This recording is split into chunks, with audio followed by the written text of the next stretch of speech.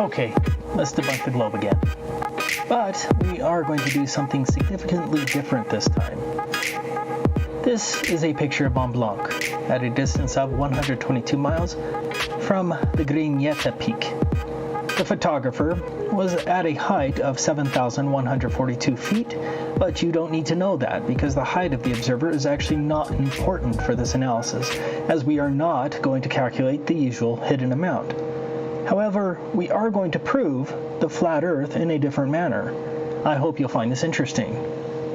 The peak immediately to the right of Mont Blanc is Grand Tourmaline. Grand Tourmaline was 82 miles from the observer at the Grignetta. Here's a picture from Beyond Horizons showing the applicable peaks which are in the circle at the bottom left. Here are two of my screenshots from Google Earth showing the distances. Also, the photographer included the same distances at Beyond Horizons. Mont Blanc has an actual elevation of 15,777 feet. On the other hand, Grand Tourmaline is shorter at an actual elevation of 11,086 feet. Mont Blanc is actually 4,691 feet taller than Grand Tourmaline. But as you can see in the photo, Mont Blanc looks like it's slightly shorter than Grand Tourmaline. Now I'm sure the globe zealots are screaming curvature right now, but let's ignore the lies and the spin. Does this photograph prove the alleged curvature of the Earth? The answer is no, not at all. In fact, this photograph proves the flat Earth, as this photo is impossible under the globe model. But it requires one to gain an understanding of angular size, which is very often confused with the curvature of the Earth. Now, angular size refers to the object's apparent size, based on the distance from the observer. In other words, objects appear to get smaller as they get further away from the observer. This is obvious to even a child, and it's a mathematical certainty that can be computed with online calculators. We are talking about apparent size, not actual size.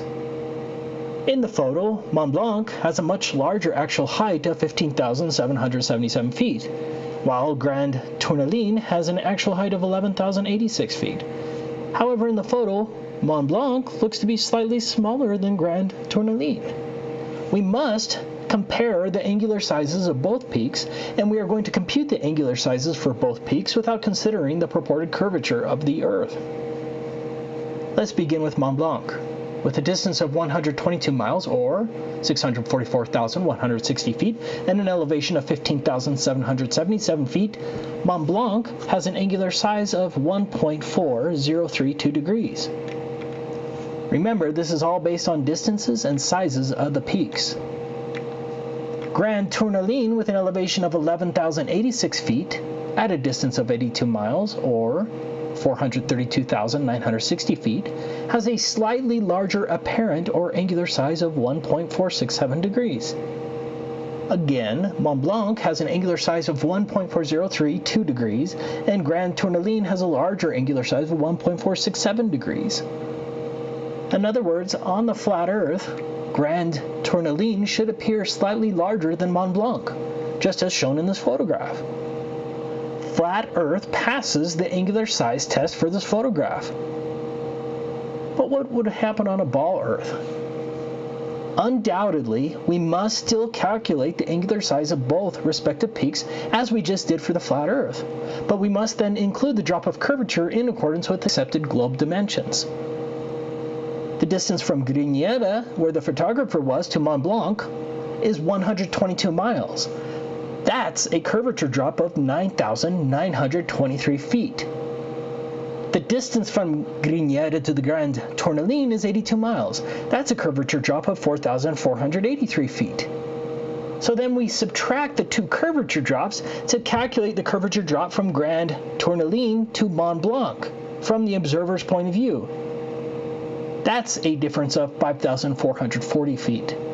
Therefore, under the globe model, that means that the top of Mont Blanc would have dropped an additional 5,440 feet beyond Grand Tourmaline and would then be only 10,337 feet tall with respect to the closer Grand Tourmaline at 11,086 feet.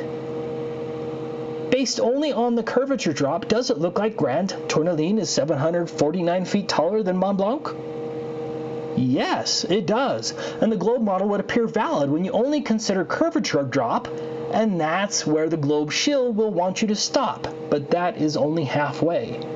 So now let's figure in the angular size reduction, and I must reiterate, an angular size computation is without question a 100% necessity. Objects get apparently smaller with distance. That is a fact. We are going to include the angular size reduction by calculating a new angular size for the curvature adjusted and now shorter Mont Blanc, meaning the Mont Blanc that shrunk to 10,337 feet due to the alleged curvature drop. The adjusted height of Mont Blanc, if 15,777 feet minus 5,440 feet, which equals 10,337 feet. According to the angular size calculator, the adjusted angular size of Mont Blanc is now 0.91942 degrees. Now let's compare the adjusted Mont Blanc angular size with the additional curvature drop with Grand Tourmaline. Under the globe model, Mont Blanc should appear 63% the height of Grand Tourmaline. 63%. Unequivocally, and of course the liars will lie in the comments, Mont Blanc is not 63% the height of Grand Tourmaline in the photo. They are almost the same size, but Grand Tourmaline is slightly taller. Do you see how the Earth's curvature does not exist but is simply angular size and perspective? Do you see how they trick the world? This photograph is impossible under the globe model. The globe faithful may counter that this was only caused by refraction, but ask yourself, would refraction seriously be able to accomplish this feat and remove just the curvature in the right amount to match the angular size calculation on a flat Earth? That is utter nonsense. Globe debunked.